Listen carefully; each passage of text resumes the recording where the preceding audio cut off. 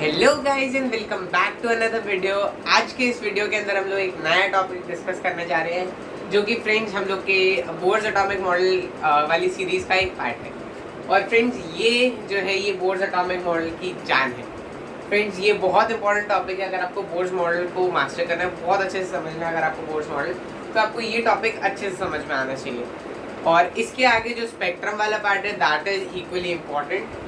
सो आपको अगले 2 लेक्चर्स बिल्कुल भी मिस नहीं करने हैं। They are very very important if you want to ace in the Bohr's model. So let's see what is there in this video. आज हम लोग बात करेंगे बोर्स थ्योरी ऑफ हाइड्रोजन और hydrogen like atoms. So let's start. Friends पहले तो जब मैंने टॉपिक लिखा तो टॉपिक में आप देखोगे कि bourse theory for hydrogen likes atoms, इसका क्या मतलब हुआ।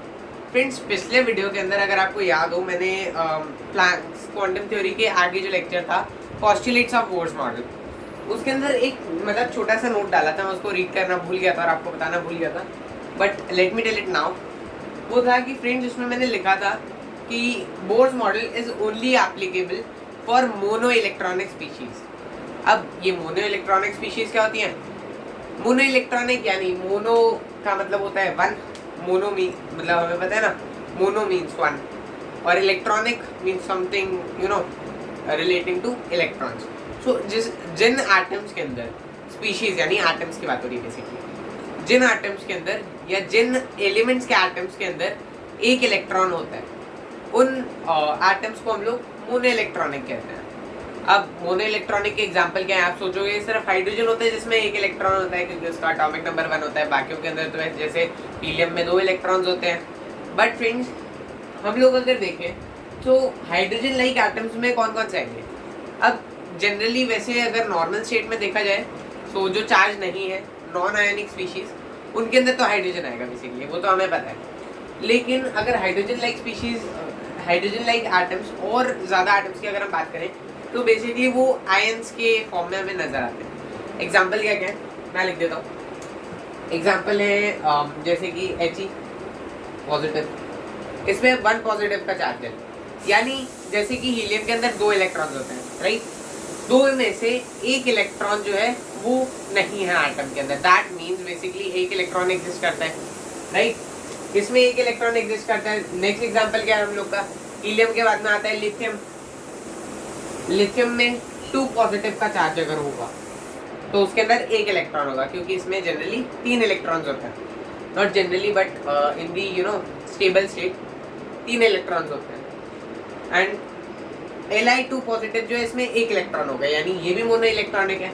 उसी तरीके से Be3 पॉजिटिव, यहाँ तक जो है ये हम लोग के जनरली हम लोग यहाँ तक स्टडी करते हैं, बेरिलियम 3 पॉजिटिव तक।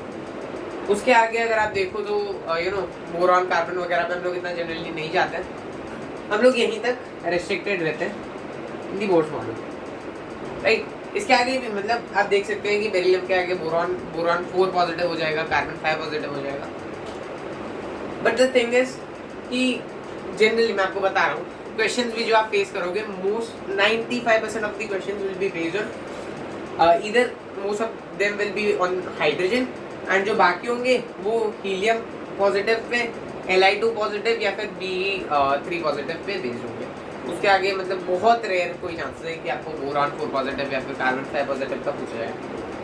सो these are the examples of mono electronic species. Mono electronic and जो इम्पोर्टेंट चीज है वो ये है कि हमें याद रखना है बोर्स मॉडल जो है ना, ये एप्लीकेबल सिर्फ मोनो इलेक्ट्रॉनिक स्पीशीज के लिए है। यानी अगर एक से ज़्यादा इलेक्ट्रॉन होगा तो बोर्स मॉडल एप्लीकेबल नहीं है। उस टाइम पे फिर क्वांटम मॉडल हमें रिस्ट्रिक्ट करता है, उसकी भी हम बात करेंगे। तो आज तो हम लोग बोर्स मॉडल देख रहे हैं। बोर्स मॉडल का एक ही मैंने सिंपल सा डायग्राम बनाया है, ये बहुत ज़्यादा हेल्पफुल है। कैसे?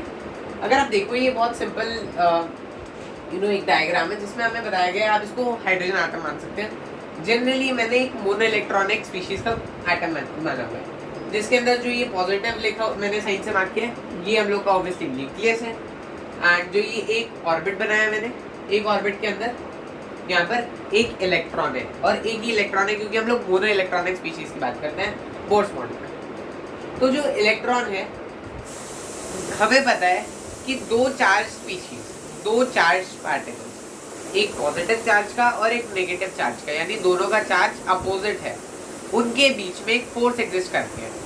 कैसे? हमें पता है कि अनलाइक चार्जेस जो होते हैं वो एक दूसरे को अट्रैक्ट करते हैं, और जो लाइक चार्जेस होते हैं, लाइक पार्टिकल्स होते हैं, वो एक दूसरे को रिपेल करते हैं। उसी तरीके से पॉजिटिव और नेगेटिव चार्ज एक दूसरे को अट्रैक्ट करते हैं, पॉजिटिव रिपेल करते हैं, और नेगेटिव भी रिपेल करता है।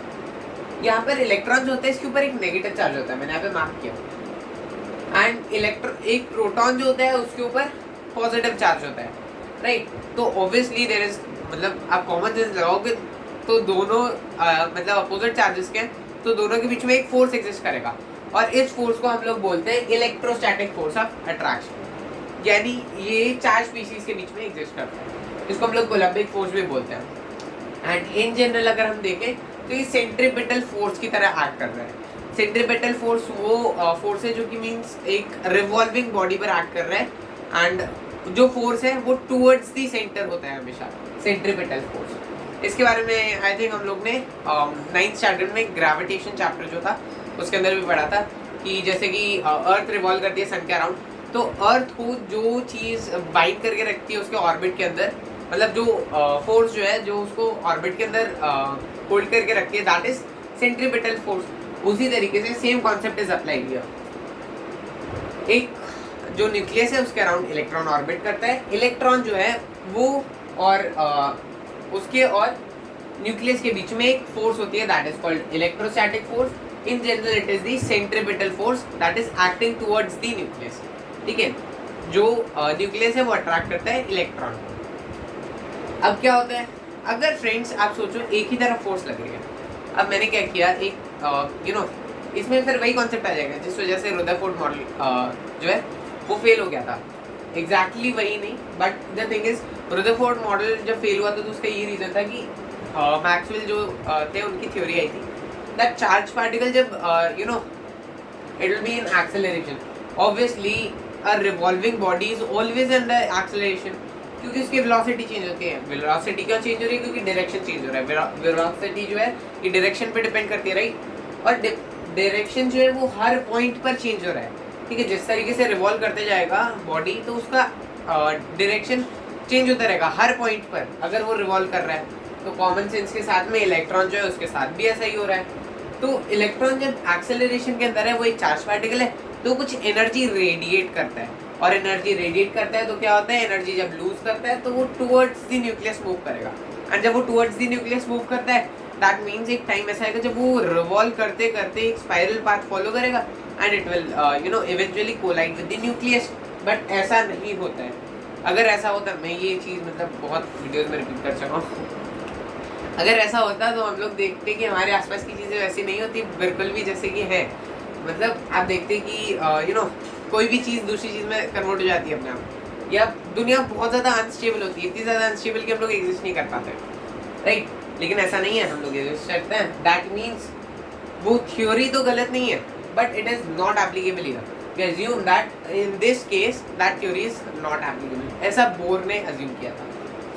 सो जब इलेक्ट्रॉन ऐसे रिवॉल्व कर रहा है, एक फोर्स टुवर्ड्स द न्यूक्लियस है। अब सिर्फ टुवर्ड्स द न्यूक्लियस रहेगा एक फोर्स, तो क्या होगा कि इवेंचुअली मतलब वो फोर्स जो है उसको पुल करते रहेगा, और सिर्फ अगर पुल होगा तो फिर वो obviously it will collide with the nucleus at some moment. तो कुछ तो ऐसी फोर्स होनी चाहिए जो कि उसको उसी डायरेक्शन मतलब उसी पाथ के अंदर बनाए रखे। अब वो फोर्स होती है सेंट्रीफ्यूगल फोर्स। अब ऑब्वियसली अगर हम लोग एक तरफ से रस्सी मतलब रस्सी क्या, एक बॉक्स है फॉर एग्जांपल, एक बॉक्स के ऊपर यहाँ पे 5 न्यूटन का फोर्स लगा रहे हैं इन दिस डायरेक्शन। अब हमें क्या चाहिए कि ये बॉक्स मूव ना करे, तो कॉमन सेंस के साथ में हम लोग इस तरफ भी 5 न्यूटन का फोर्स लगा देंगे, राइट। तो नेट फोर्स क्या होगा, इट विल बी 0। दोनों तरफ से 5 न्यूटन का फोर्स लगता है तो the net force will be 0। Same cases applied है। इधर क्या हो रहा है, सेंट्रीफ्यूगल फोर्स जो है वो सेंट्रीपिटल फोर्स के इफेक्ट को बैलेंस कर देता है। यानी सेंट्रीफ्यूगल फोर्स क्या करता है, इलेक्ट्रॉन को उसके पाथ में बनाए रखता है। मैंने यहाँ पे लिखा हुआ भी है, centrifugal force balances the centripetal force in circular motion. Circular motion में जब है तो सेंट्रीफ्यूगल फोर्स सेंट्रीपिटल फोर्स को बैलेंस करके इफेक्ट जीरो कर देता है, नेट फोर्स जीरो कर देता है, एंड दैट मीन्स कि इलेक्ट्रॉन अपने पाथ में मूव करता रहेगा एज इट इज। तो इसीलिए चीज़ें जो है दे आर लाइक दैट। अब क्या है, इलेक्ट्रॉन की एक वेलोसिटी है, इस पर ज़्यादा ध्यान नहीं देना है। इलेक्ट्रॉन एक वेलोसिटी से मूव कर रहा है, वेलोसिटी इस डायरेक्शन में होगी, दैट विल बी परपेंडिकुलर। अब बात करते हैं हम लोग मैथमेटिकल एक्सप्रेशन की। फ्रेंड्स, मैथमेटिकली हम लोग क्या बात करते हैं, क्योंकि हमें मतलब साइंस में साइंटिस्ट जो होते हैं वो कभी भी, आप साइंटिस्ट क्या है मतलब लोग तभी आपको मानेंगे, आपकी थ्योरी को तभी मानते हैं जब उसको मैथमेटिकली प्रूव कर दो। अब आप ऐसे तो कुछ भी बोल दोगे कि क्या चीज़ है, but if you prove it mathematically people are there to believe you, मतलब पीपल विल बिलीव यू, क्योंकि mathematical proof is you know in general it is the biggest proof जो कि आप दे सकते हैं।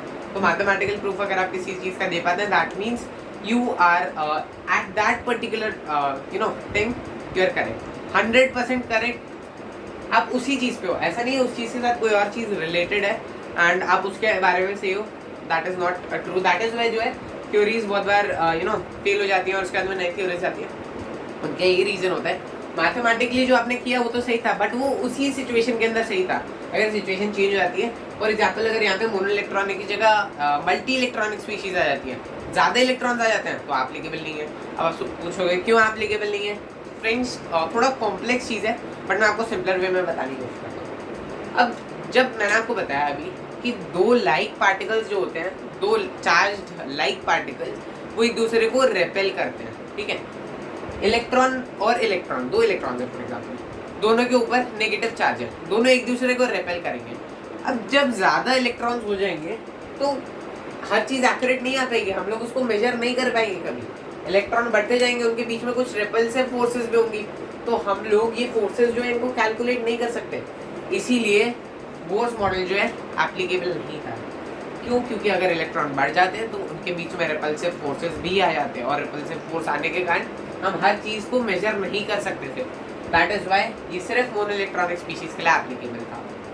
आई होप आपको ये वाली जो चीज़ है ये तो बहुत अच्छे से पता लग गई होगी, and you will be you know you are very clear with that. अब बात करते हैं मैथमेटिकल प्रूफ की। सेंट्रीपिटल फोर्स, जैसे कि मैंने आपको बताया, टुवर्ड्स द न्यूक्लियस होती है। इसको हम ये एक्चुअल में कोलम्बिक फोर्स या फिर इलेक्ट्रोस्टैटिक फोर्स होती है।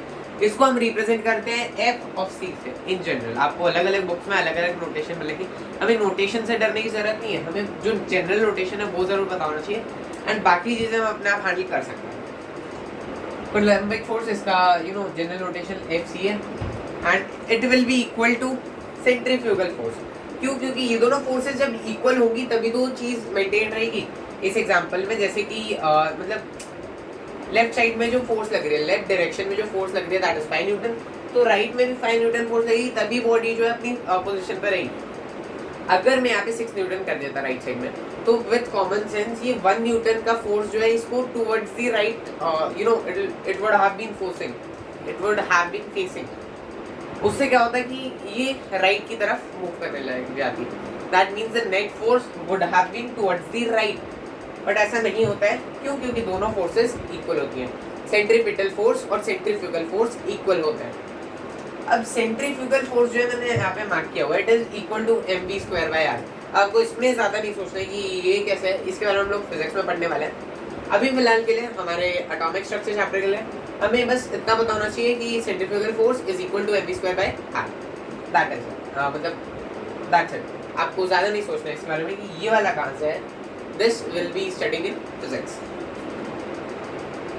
अब centrifugal coulombic force of attraction का एक फॉर्मूला होता है, क्या होता है? It is kq1q2/r²। यहाँ पे लिखा हुआ भी है kq1q2/r²।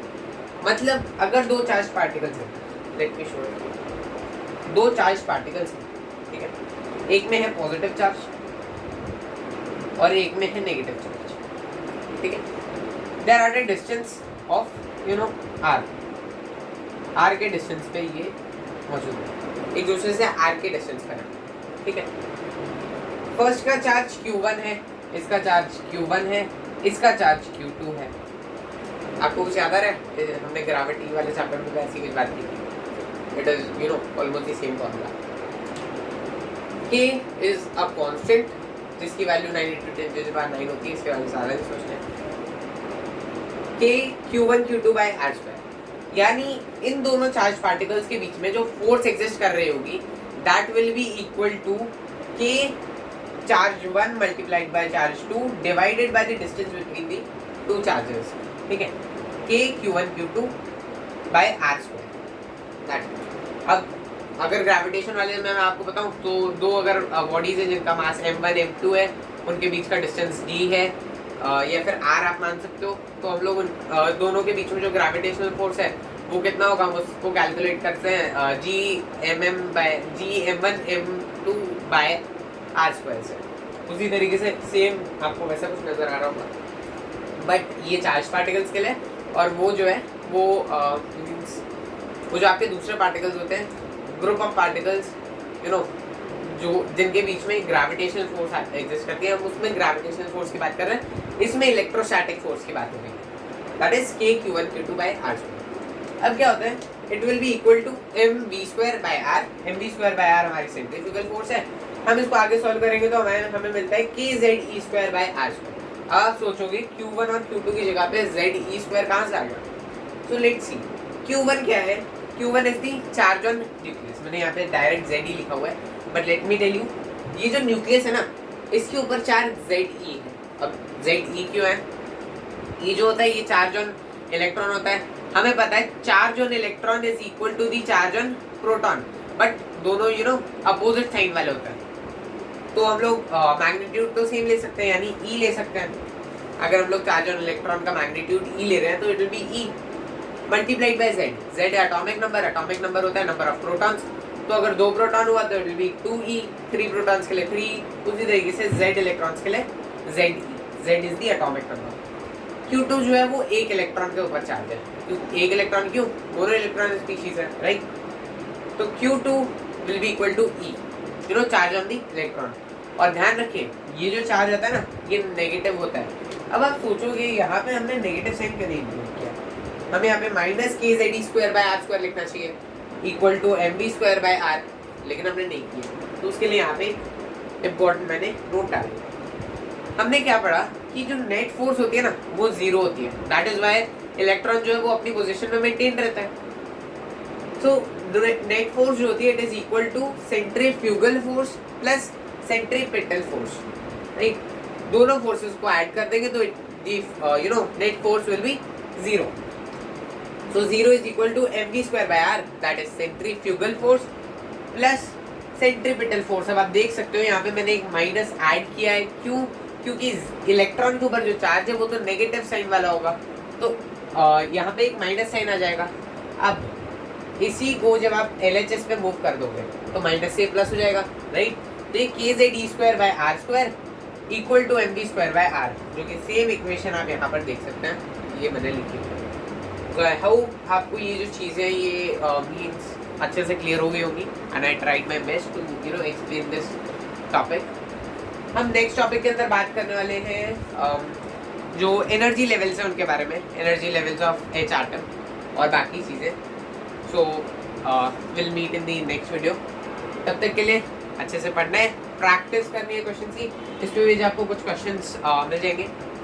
एंड मैं ये भी ट्राई कर रहा हूँ कि अपने नोट्स जो हैं वो you know I post them in the description, and you'll be you know benefited with those notes. They are you know prepared in depthly from the NCERT textbook, so they'll be helpful for you. और आज जो हमने बात किया है, I hope it is very clear. So thank you so much for watching.